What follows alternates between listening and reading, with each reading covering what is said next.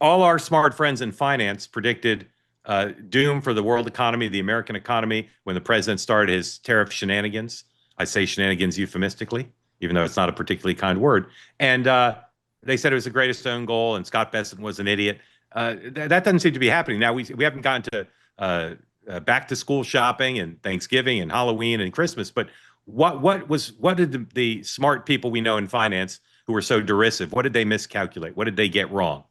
Well, I don't think they were entirely wrong. I was amongst them because what was announced on April 2nd, Liberation Day, was incredibly Yeah. disruptive economically. And I think if the president hadn't walked back the reciprocal tariffs 7 days later, under pressure from Scott Mm. Bessent and Howard Lutnick, we might well have had a serious financial crisis in the bond market because it really was a quite dangerous moment. And I was worried. The fact that then there was a postponement, which turned out to be a relatively loose postponement since we've passed the deadline, and that the tariffs have been negotiated in a much less rigorous way with individual countries, has taken some of the heat out of the financial anxiety. But you're right to say, Mark, that it looks with hindsight like overreaction because as the president announces the tariffs that are being agreed with different countries, they're coming in quite high.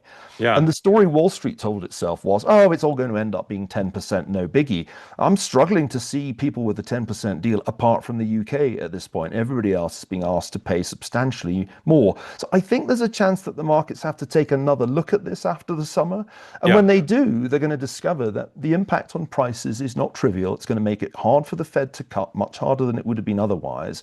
And it's going to impact the bottom line of quite a number of companies, particularly those that are reliant, even if it's only indirectly, on Chinese supply chains. So I think it's a little early to say it was all or nothing burger. Why was anybody worried? Because it's summer. Things tend to get repriced on Wall Street in September, October, not July. Right. Um, I agree with all that. Uh, Want more great clips like that? I've got an idea. Hit the subscribe button, be part of the Two Way community, never miss a clip. And you can always watch our full episodes, join them live, go to twoway.tv.